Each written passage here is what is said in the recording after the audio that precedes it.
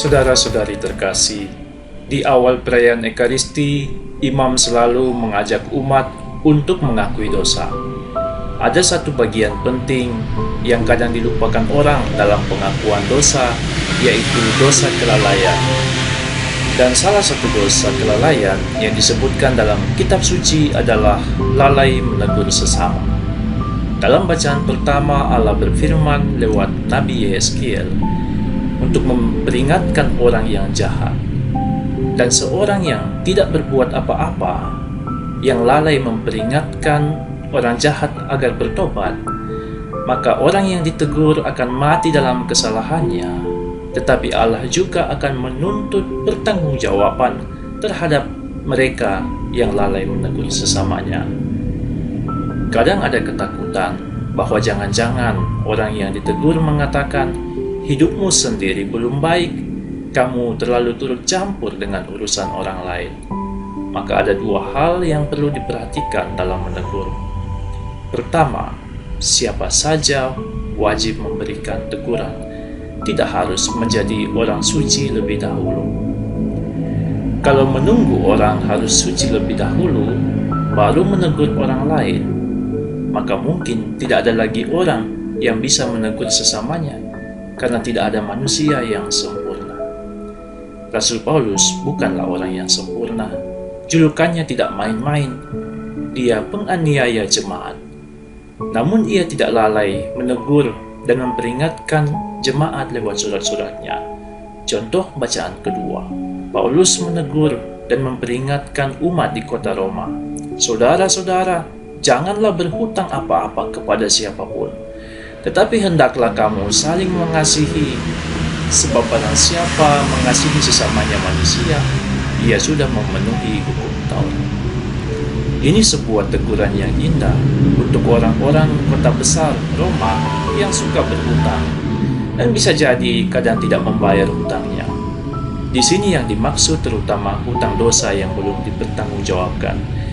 Karena ajaran dan teguran Paulus, banyak jemaat yang mengalami perkembangan dalam hidup Kristiani. Namun perlu diingat bahwa jika ingin menegur, orang harus dituntut untuk terus-menerus memperbaharui diri. Satu jari menunjuk ke depan dan tiga jari menunjuk pada diri sendiri.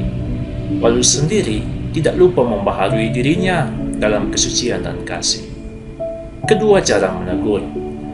Teguran atau peringatan dimaksudkan untuk keselamatan sesama.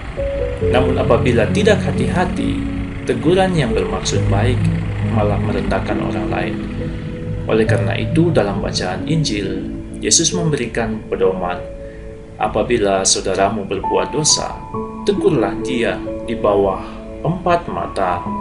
Jika ia tidak mendengarkan engkau, bawalah seorang atau 2 orang lain, supaya atas keterangan 2 atau 3 orang saksi, perkara itu tidak disangsikan. Jika ia tidak mau mendengarkan mereka, sampaikanlah soalnya kepada jemaat. Pandanglah dia sebagai seorang yang tidak mengenal Allah." Pedoman ini sebenarnya diberikan Yesus untuk para wakil atau pemimpin umat. Ayat ini menjadi sumber sakramen tobat yang dilakukan di bawah 4 mata. Imam memberikan nasihat dan teguran yang berguna, terutama untuk dosa yang sangat merugikan kehidupan jemaat. Hal ini bisa kita ketahui lewat kata Yesus selanjutnya, "Apa yang kamu ikat di dunia akan terikat di surga." Kata-kata ini ditujukan kepada Petrus, pemimpin gereja, wakil Yesus. Meskipun sabda ini untuk pemimpin, ada hal yang bisa kita lihat bersama, bahwa daripada membuka aib orang lain di depan umum, langkah pertama yang harus diambil adalah teguran secara 4 mata. Karena bagaimanapun juga, mempermalukan atau merendahkan orang lain di depan umum terkadang lebih meruntuhkan daripada membangun. Maka saudaraku yang terkasih, menjaga nama baik orang lain adalah hal yang baik. Menegur dengan cara yang tepat adalah hal yang berguna, dan berubah bersama orang yang kita tegur adalah hal yang penting. Tuhan memberkati kita.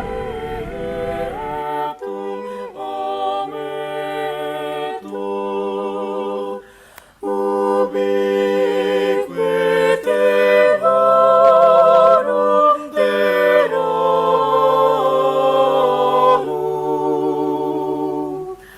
Kau